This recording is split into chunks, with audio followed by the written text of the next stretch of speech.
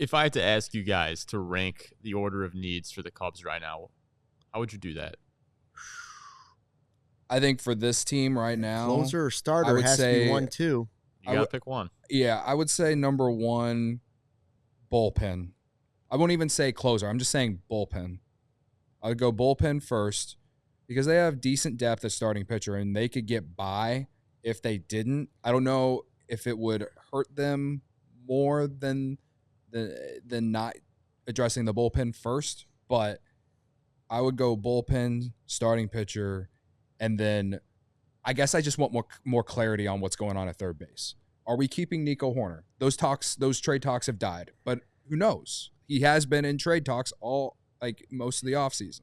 So if they're keeping Nico Horner, then I'm leaning to believe that Matt Shaw is going to be at third base, and maybe they pick up a veteran that can help, that he can, split time with, or that can help him grow into that position, something like that.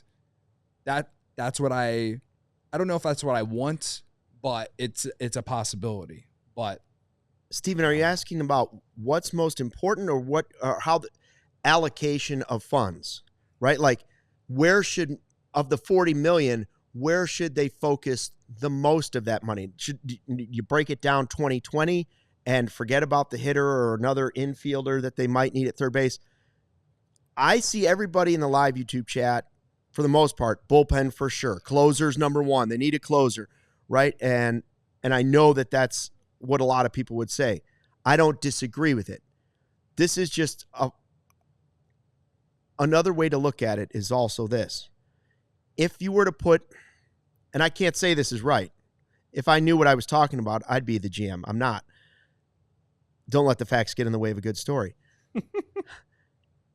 If you were to spend more money on a legit starter, or whatever you want to say, money and or prospect capital, like, for instance, if they're trading Triantos to get Luzardo, okay?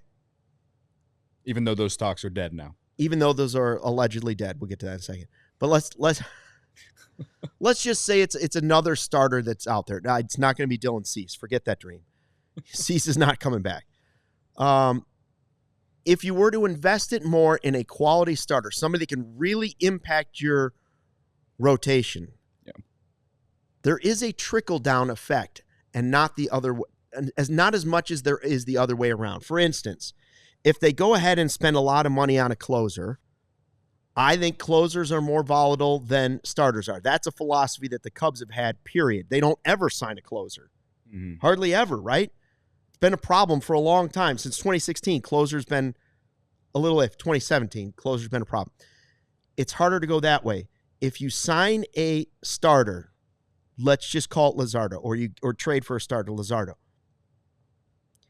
it allows some guys that are swing players right now that you're not sure about what they can do, it allows those players to potentially become the pieces in the bullpen. Sure. There's more certainty in a starting rotation than there is in a bullpen. Okay? So who am I talking about? If healthy, I'm talking about Ben Brown. I'm talking about Assad. I'm talking about Cade Horton. Like, if your rotation is good enough, Cade Horton might be able to be eased into the Cubs. Just like, who's the guy the Sox just traded away that I'm blowing my mind? Garrett Crochet. Garrett Crochet was used as a Kopech, right? Like, kind of eased in as a reliever. Steele kind of started as a reliever a little bit. So potentially there's another way to use some of those guys and also strengthen your bullpen without just blowing money on what is the most volatile part of a baseball team. I'm not saying don't fix the bullpen. I'm just saying there's multiple ways to try and fix it. If you fix the rotation even more, some of the guys that might want to be starters this year could be swing guys, or also could, for a year, be very important pieces to the bullpen. I'm not convinced one way or another, but I think there's a possibility that Ben Brown could still end up being your closer. Yeah. As I've said many times, that I think best case scenario, a player that you groom, that you develop, I think is the best case scenario for your closer. That said, I'm not backing down on adding veteran stability to the bullpen. Mm-hmm. So Kyle Finnegan is a name that I think is a possibility. Wouldn't take all of your $40 million. Right. Like there's names out there. I do like Kirby Yates. At least he has like recent success. 33 saves last year, but he's 37. So it's not like you're going to have to give him a 5-year deal. I think it's realistic. All right. But if you sign a guy like Kirby Yates, he's probably going to be your closer on opening day. One of those guys basically fills the role that Neris was signed for last year. Yeah. That's it. But I think who's your new Neris? Now, Neris wasn't enough, so I would Right. say you might want to consider 2 of those guys. But if you can go get a starter and a Kirby Yates or a starter and a Finnegan, now at least some of those other guys that hopefully are going to be healthy can start to fill some of those bullpen roles. I mean, I don't know. I go back and forth with how you use the money, but I think you have a lot of young talent that potentially could be better than what we all think in the bullpen. You had guys emerge last year. Jed made some really good in-season moves, bringing in Tyson Miller and Jorge Lopez. I wouldn't be mad if they brought back Jorge Lopez to be exactly what he was last year, which was like a middle to late inning reliever. I know he's had some injury problems. He got hurt at the end of last year too. Like, how did they feel about that? That's something that I don't know. But it's really young. I feel like they need like just some better. Maybe Neris was that. And remember, when they signed Neris, they signed him to be a late inning reliever, not the closer. Right. We all thought ALLCITY could potentially be the guy, or at least be the guy until the trade deadline of last year. That's what we thought. I think at least with Porter Hodge, Ben Brown, I've always been high on Luke Little, as many people in this chat know. If he's healthy. Little, like there's some guys in that Nate Pearson, there's some guys that I think have a lot of potential to be in the back end of that bullpen and help this team close out games. But obviously we don't know. Obviously there's a lot of hoping and wishing with this conversation.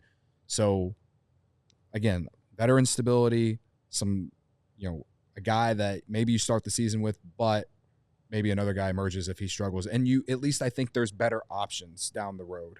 Merriweather will be back next year. Can he stay healthy? 2 years ago, he proved that he could be a back end of the bullpen guy. But, high-end Merriweather, high-end Pearson, high-end Little, all of a sudden you're looking at the bullpen and saying, well, it could be a strength. Here's my thing on bullpens. Don't expect the bullpen to be a strength all season long. Right. It very rarely happens for teams.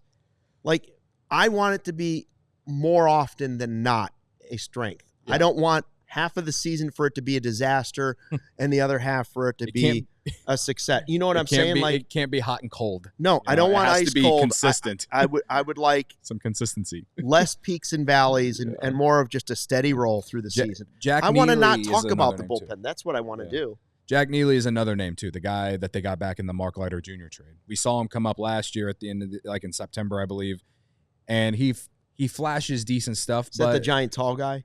Yeah, with the stash. Right, and I always think it's Jack Haley from the Bulls. I can't get the two straight in my mind, and that was Dennis Rodman. So they have a lot of names. I think the depth is there, but a lot of it is question. But I think a lot of teams go through this too. Like I truly believe a lot of the best teams in the league, a lot of them are really good at developing their own bullpen because they're not investing a lot of money in their bullpen. So sure, maybe only one more. I mean, it's not like they haven't picked up any relievers. They picked up Eli Morgan. You picked up Rob Z, which, who knows. But we know how this pitching infrastructure is set up, and it has brought a lot of success with a bunch of guys that we didn't expect a lot from. Now you actually have some real talent in here that you've developed that came up last year and showed progress. It's not like going into last season we had a guy like Porter Hodge that we felt like, oh yeah, this guy, you can slot him in the 8th inning and feel good.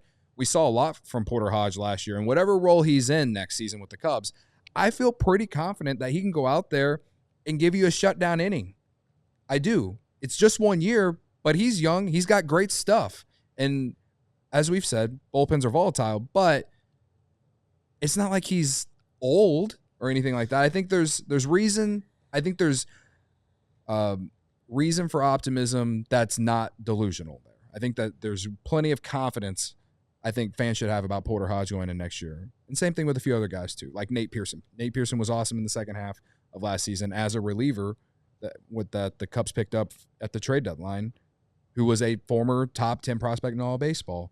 They moved him in the bullpen. He had some success. Can he have that continued success next year? I think if he's in the bullpen, sure. He has great stuff. I like the possibilities with him. So I agree with Gary Ross, and I don't say that lightly. Gary's saying, yeah, Hodge is probably the setup guy and the backup closer. I'd be fine with that. Yeah. I'd be fine with that, and I'd be fine with that role flipping halfway through the season if it ends up being that way. Or I'd be fine with Hodge staying that way and Ben Brown becoming that guy and leapfrogging him. I just want guys that can get outs under pressure at the back end of my bullpen. That's what I'm looking for. And they certainly have more velocity in the bullpen than they have ever had it since we've been doing this show. Right. And by the way, if we've learned anything the last couple of years, it's that if the Cubs people that want to just say Hodge is the closer, I'm good with that. He's friend of the show. We love Porter Hodge. You can't say a bad thing about what he did last season. He was great. He was a rookie. And just because a rookie had a good season doesn't mean he's going to have the same season the next year. That's fair, too. And that's true of any player. So I'm not saying that to doubt him. I'm just saying if you're the Cubs, if you're Jed Hoyer, you better have faith in Porter Hodge, but not blind faith. Because young players go through the ups and downs, even if it was a half a season that was great. So just like PCA went through some ups and downs, just because PCA was great at the end of last year doesn't mean he's going to start this year hitting 300 and doing everything that he did at the end of last year. There will be peaks and valleys for these guys throughout the year. That's why you got to have additional arms. Mm-hmm. That's why you better have a bunch of backup plans. We all silly like the mayor.